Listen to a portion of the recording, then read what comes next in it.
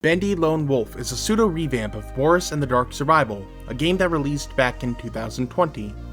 It was essentially a top-down survival game, and a pretty good one at that too. Bendy Lone Wolf, however, expands on this gameplay with added features such as combat, story progression, and even enemy types. The questions I have for this game rely around things such as, does this hold up? How is it when compared to the first one? And even, does it replace the first one? Questions I'll be getting into for everyone today. But doing this review, I also had to dip my toes into the original source. Not only did I beat Lone Wolf, I also went in and played a few levels of the Dark Survival to give me more accurate comparison. And honestly, there isn't a whole lot to say about it. Bendy Lone Wolf is mostly a superior game in comparison to Dark Survival. Similar, but with a few hairs trimmed off the end and some added bells and whistles. Let me explain.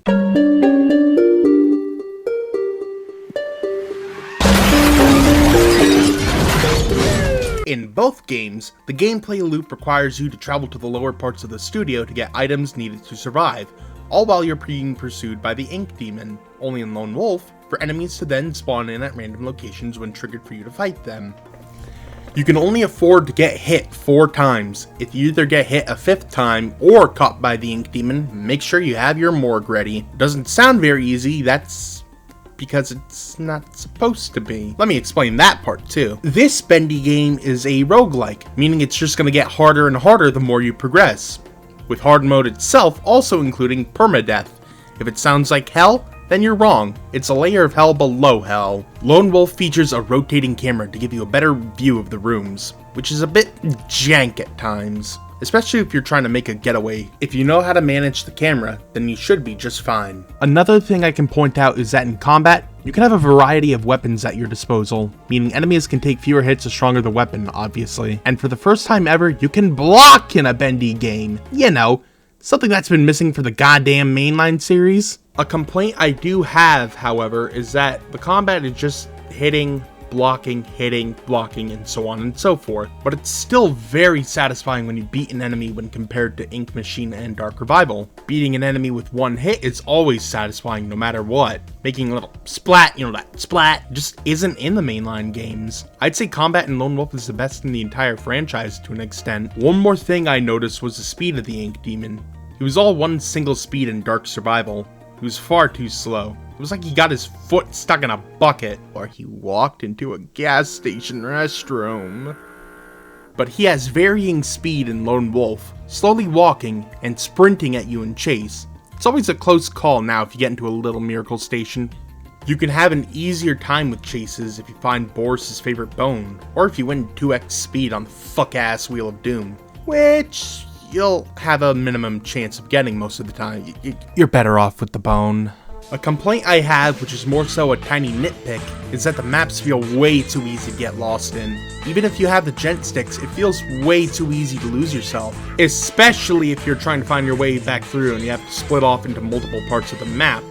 Not exactly a game-ruining thing, but just more of an annoyance, since it can quite honestly take you up to 30 minutes to complete one level. It goes from, okay, there's items in trickier spots, but I'll find them eventually, to, holy shit, where the hell are the items? I have been in this level for ages! I have stuff to do, come on! It doesn't really add any enjoyment to the game.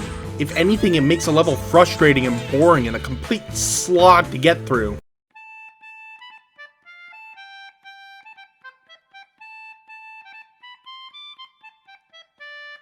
In terms of Boris's updated controls, it made the gameplay a little bleh in the original, just a little bleh. Sometimes I would just be holding it in one direction and would just steer in different directions while facing that way. It was like he got a shot of whiskey and was just stumbling to find his way home. The controls in Lone Wolf are a lot more tight and manageable, however. They're inherently more satisfying in my opinion. A new addition is the arcade, giving you a whopping amount of games to play. A whopping amount meaning 4. Crane games, darts, dollar store whack-a-mole when it wants to work, bowling, the works. You'd also have to find slugs for the crane machine in order to operate it, and I think that's kind of an ick.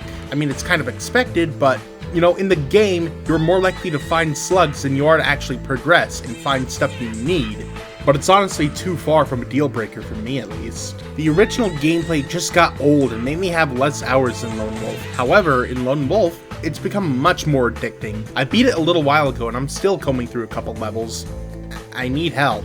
And how have I not brought up the presentation? This is a damn good looking game. Visuals in Bendy have always been stellar, but even for a game this small, the visuals and the art direction still shine pretty well in my opinion. A few hiccups are the stock animations you'd see on characters like Porter and previously the Ink Demon, but at least the Ink Demon got changed.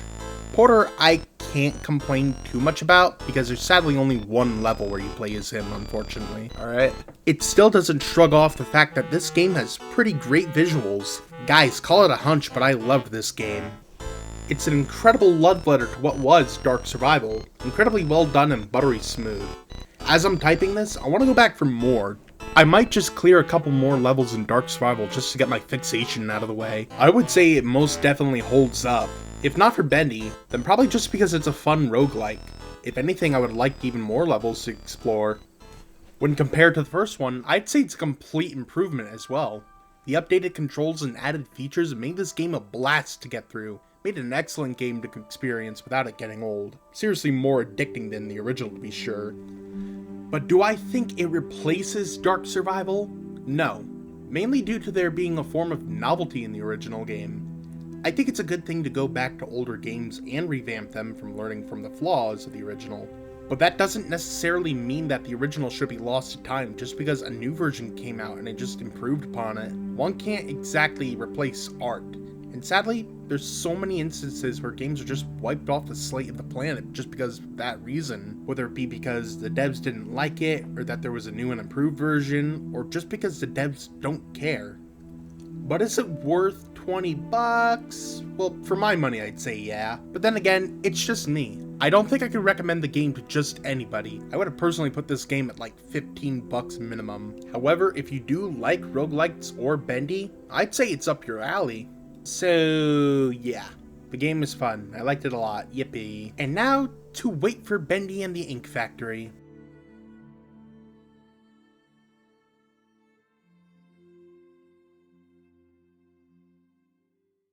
This is gonna take a few years, isn't it? Hey guys, thanks for watching this Lone Wolf review.